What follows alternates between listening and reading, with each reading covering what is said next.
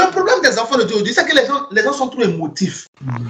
Les gens sont devenus tellement sentimentaux qu'ils ne regardent plus les Écritures. Ils regardent les proverbes qui se promènent, les proverbes qui sortent des bouches des grands-mères non convertis, des grands-pères inconvertis. Parce que c'est pas d'où c'est guidé. L'être humain. Jésus a pris l'argent de son ministère. Il l'a donné à Judas. Jean chapitre 12, à partir du verset 8. Jean dit Judas volait l'argent. Jésus n'a jamais rien dit. Un jour, en Matthieu chapitre 17, Jésus était avec Pierre. Les gens sont venus encaisser Jésus pour le temps. Judas n'était pas là. Jésus n'avait pas l'argent sur lui. Il est obligé de... Jésus est obligé, Matthieu chapitre 17, verset 27. Jésus est obligé de faire un prodige pour que l'argent vienne. Il a dit à Pierre d'aller pêcher. Le premier poisson qu'il trouvera, il ouvre sa bouche, il va trouver l'argent dedans. Il paye pour les deux. Mais Jésus avait l'argent. Mais où était Judas Iscariote? Avec la caisse du ministère. Je te pose la question. Judas a livré Jésus en échange de quoi? De l'argent. De l'argent. 30 pièces d'argent.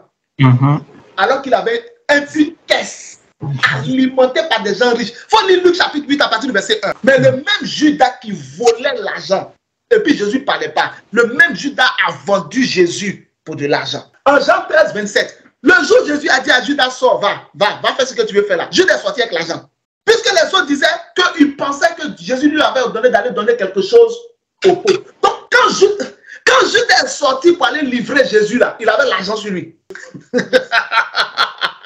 Il avait l'argent sur lui. Judas est sorti chargé d'argent. Mais il est quand même allé livrer Jésus pour 30 pièces d'argent. L'être humain. Pourquoi ça me fait rire? Quand j'entends des gens qui disent, il ne peut pas me faire ça, celle-là ne peut pas me faire ça, tu n'es pas encore né. En tout cas.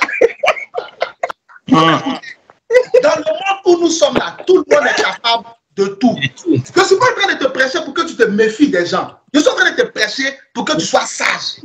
Et que tu puisses placer ton espérance en Dieu. Amen. Zacharie chapitre 9, verset 12. Il a dit quoi? Vous qui espérez, place ton espérance en Dieu. Amen. Dans ce monde où nous sommes là, tout le monde est capable de tout. Tu n'as pas encore vu le vrai visage de la personne. Tu sais pourquoi? Ses intérêts n'ont pas encore été menacés par toi. Toi, attends. Les hommes qui trompent les femmes là, c'est qu'ils trouvent dehors là. Il n'y a pas ça dans la maison. Dans la maison même là, c'est là même à profusion. 7 jours sur 7. Mais il va quand même laisser pour courir derrière une stupide petite fille qui lui donne ça à condition que une stupide femme dehors, il va courir derrière pour qu'elle lui donne la même chose que sa femme lui donne sans demander. Des fois même, c'est sa femme même qui vient et qui dit non. Mais dehors là, c'est lui qui court et puis on lui dit non. Il donne l'argent.